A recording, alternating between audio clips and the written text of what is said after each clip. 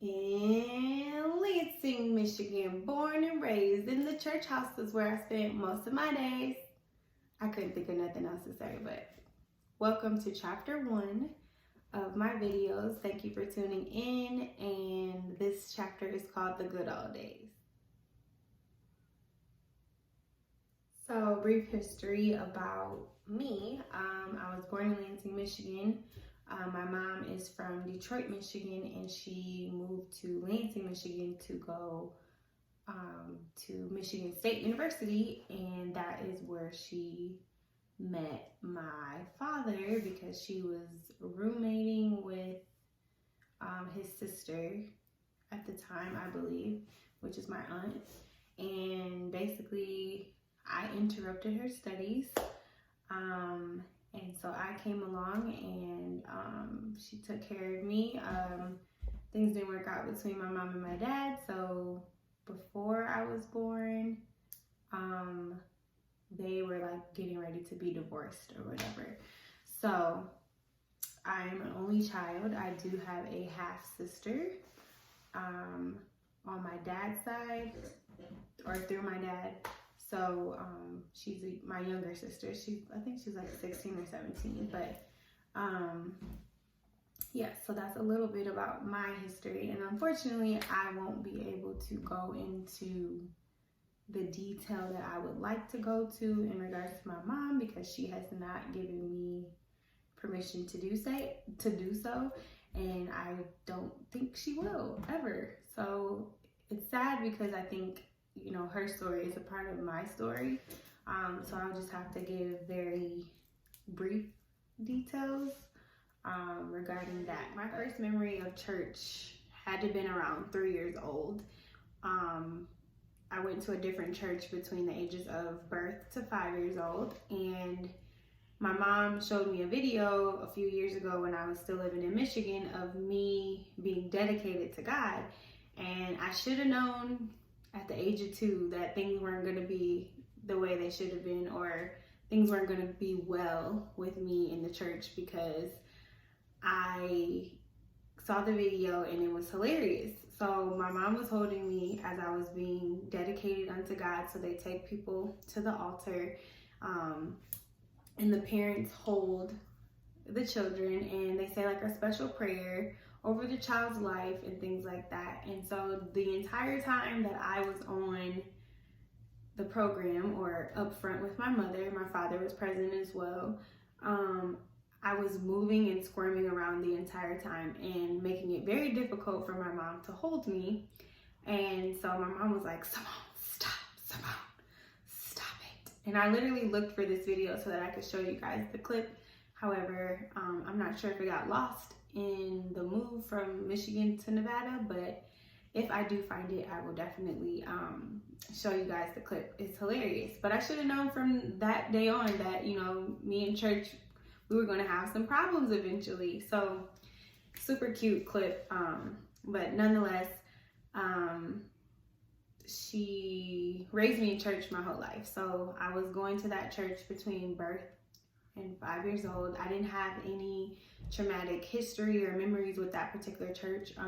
I just remember like falling asleep a lot, and like some of the deacons or something helping her carry me out to the car, just to help her out because I was probably very heavy.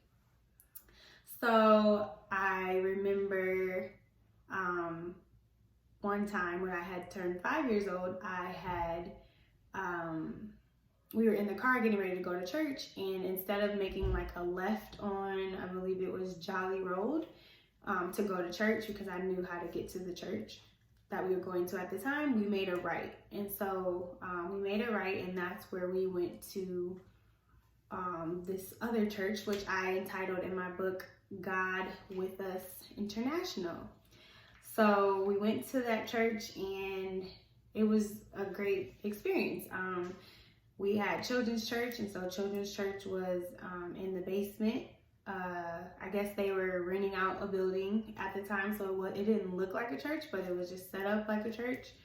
And children's church was great. I mean, and this is why I entitled this portion The Good Old Days, because children's church was awesome. Like, we would learn about God, we would have cookies and juice afterwards, like lemonade, cookies. We would watch cartoon biblical movies. So we would watch VeggieTales. We would watch, like, it was just a great experience. I don't have any complaints about children's church. Nothing traumatic happened. I was in the Easter plays, Christmas plays. It was just a great situation. So one of my most favorite memories as a child at Got With Us International was most definitely, hands down, Hallelujah Night. So Hallelujah Night was an alternative to Halloween. So that was like one of the first things that made me realize, okay, going to church made you different. You couldn't do everything that people in the world did, or people that didn't go to church did. So that was like the first time I realized that. And so we did not celebrate Halloween, which is supposed to be like, what, from my understanding, the witch's mass. And so because it was considered like a fun holiday for kids, pastor and his wife created Hallelujah Night, which was an alternative, so we could still get like tons of candy, but being in a safer environment and not have to worry about our candy being tainted by strangers and whatnot. So pretty much we were able to dress up as well, and it was kind of like a carnival. You would just go and play games, and then every game that you played, you would get a handful of candy, and then towards the end they would do like a costume contest with all the adults, and it was just the best memories ever. We would sit down all together, all the kids would sit down, and we would rate the adults costumes, and a lot of times the adults would be hilarious, and that was just their opportunity to be creative, and the kids would rate it by our hand clapping and things like that. Oh my God, it was just so much fun. So, and then at the end to make it even 10 times better, at the end of Halloween Night, they would take all the boxes of candy that they got, and then they would just start dumping it into kids' bags. And so we would have like just these ginormous bags of candy, and I had so much that honestly it would last me until the next year.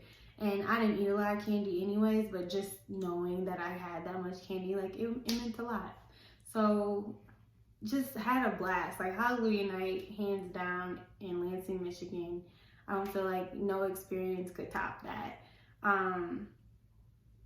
So yeah, we had a great time. One thing I wanted to mention is that pastor made sure that he always emphasized that we could dress up as like a cow or an angel or a dog, or just something like very kid friendly, but we were not allowed to dress up in any type of horror attire, no scary stuff, no demonic looking things, blood and all that kind of stuff. So you would always see just, Power Ranger costumes. I think I was like an M&M one year, and then I had like an afro another year. So it was very kid friendly, very safe. I enjoy Halloween Night so much that I would invite my friends from my public school to come, because I'm like, this ain't got nothing on trick-or-treating, okay? So,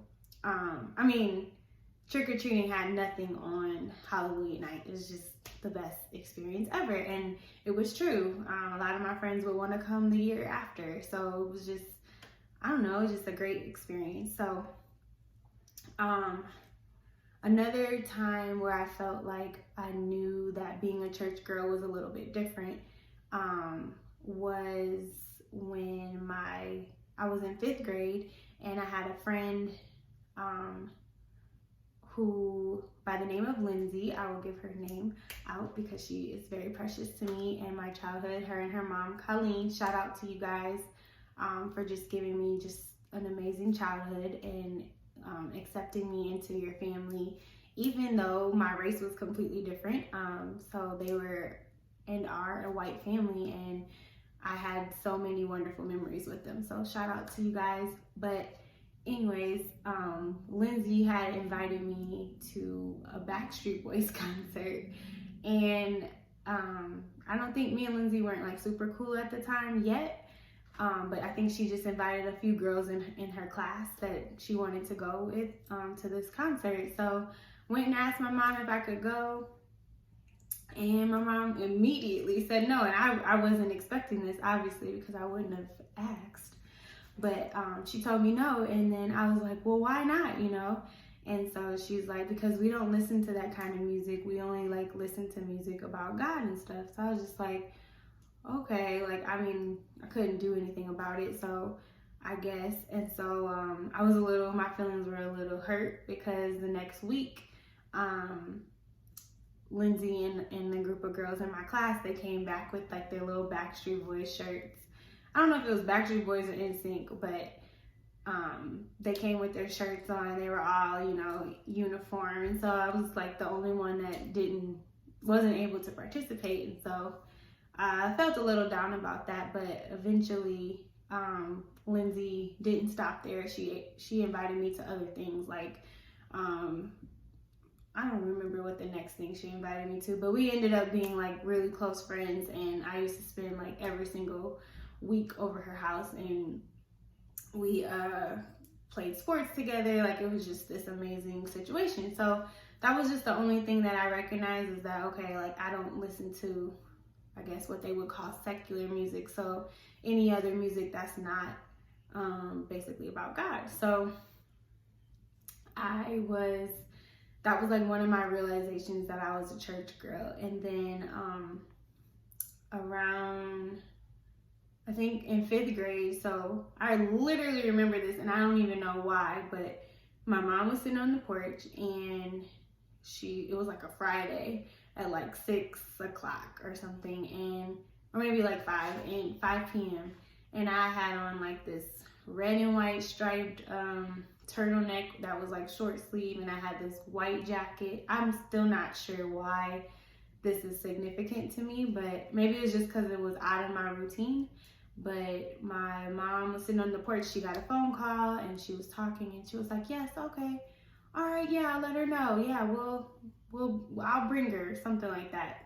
And so she basically got off the phone, and she was like, Simone, you're gonna go to Preteen Ministry. And so I was like, you know, what's that? And she was like, it's like, you know, like a meeting for kids your age at the church.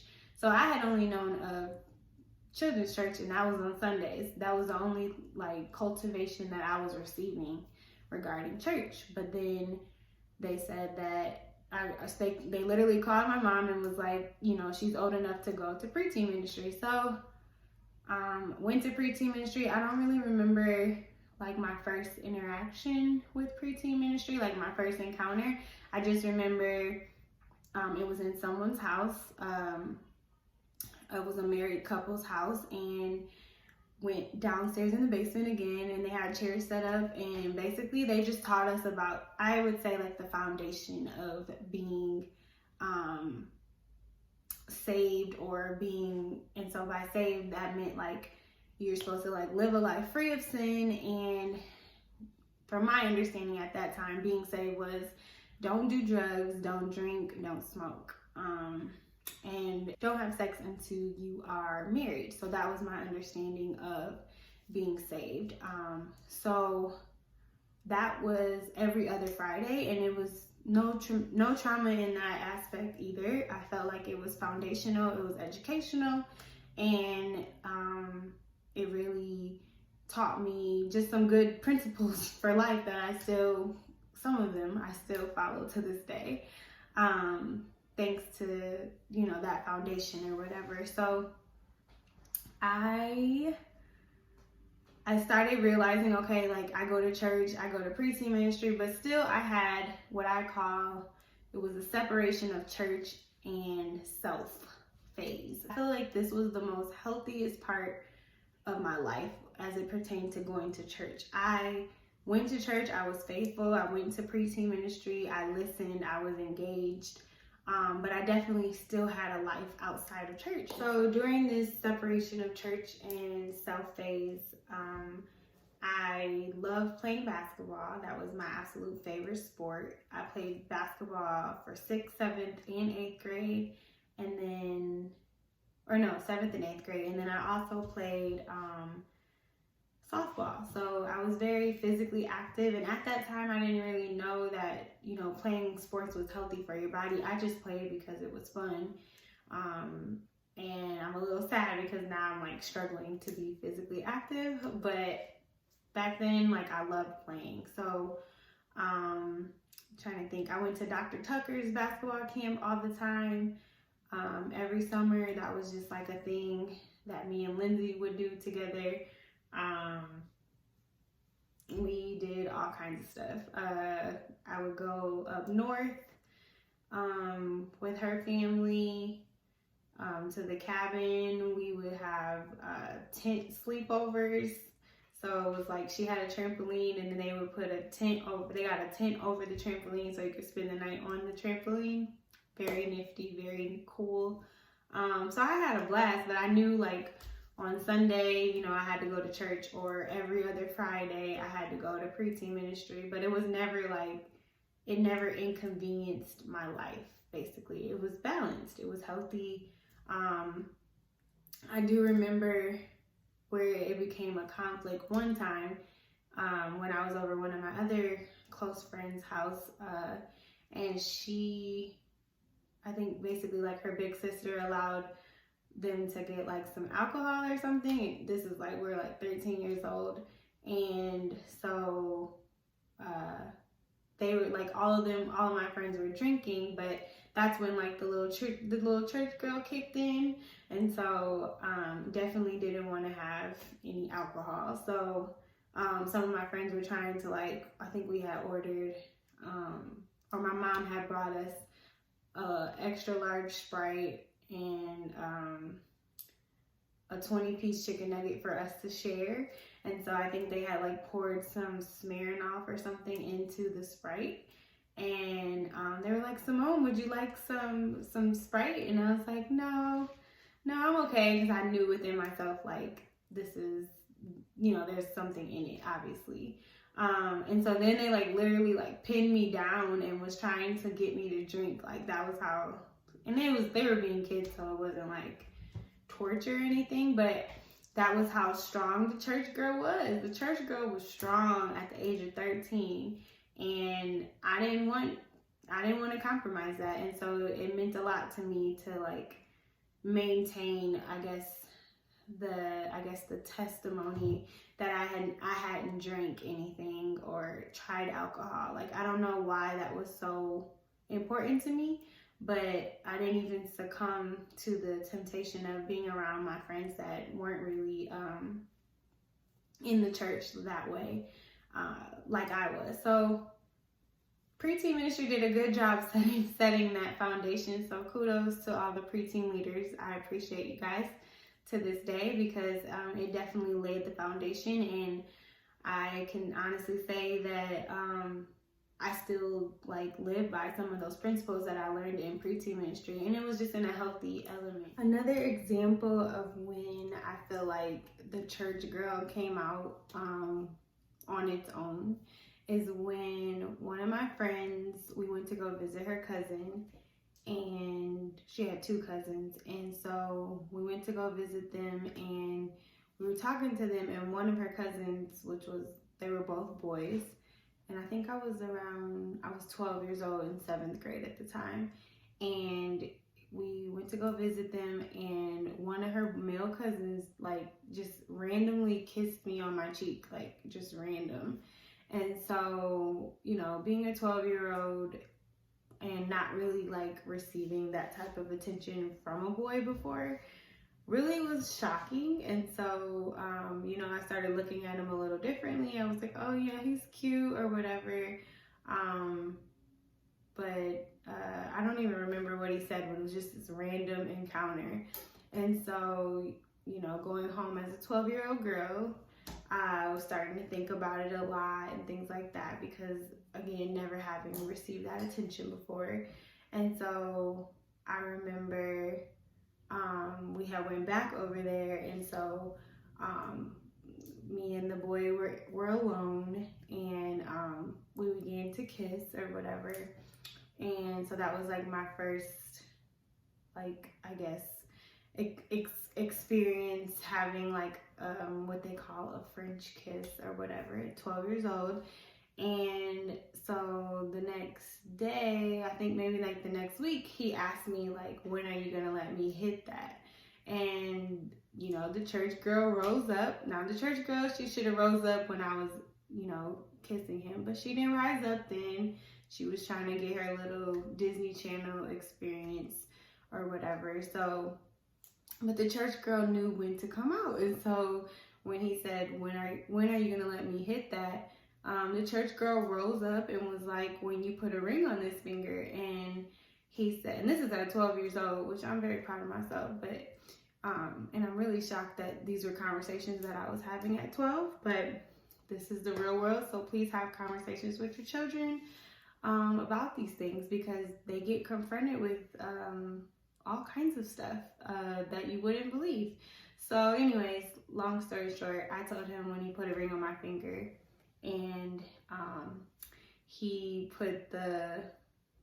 said, oh, I'll get you like one of them Cracker Jack box rings or something. And then I was just like, no.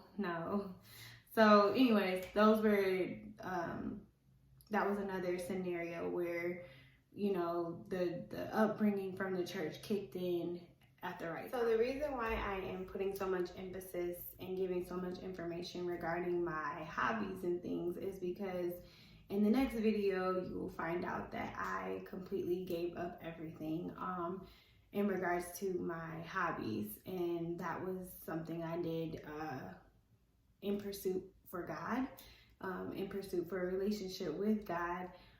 So I just kind of wanted to paint the picture so you guys could see who I was before I became radical for Christ, and who I was after. Just so that you guys could kind of get that understanding, because it was a drastic change. So pretty much my middle school years, elementary school years were pretty normal, not a lot of trauma or anything as it pertained to the church. Everything seemed pretty normal. I loved going to church. I knew that we wore dresses to church, but I was able to wear shorts and capris and pants outside of church. But then when we went to church, I knew to wear dresses, but it wasn't like this huge deal. It was just something that I knew to do. It was considered like church clothes, I guess. So just wanted to make sure that you guys understood why I was putting so much emphasis in explaining my life before, because in the next video you'll find out a lot more as to what things I was giving up and how my life like completely changed. So stay tuned for next week. I'll see you later. Bye.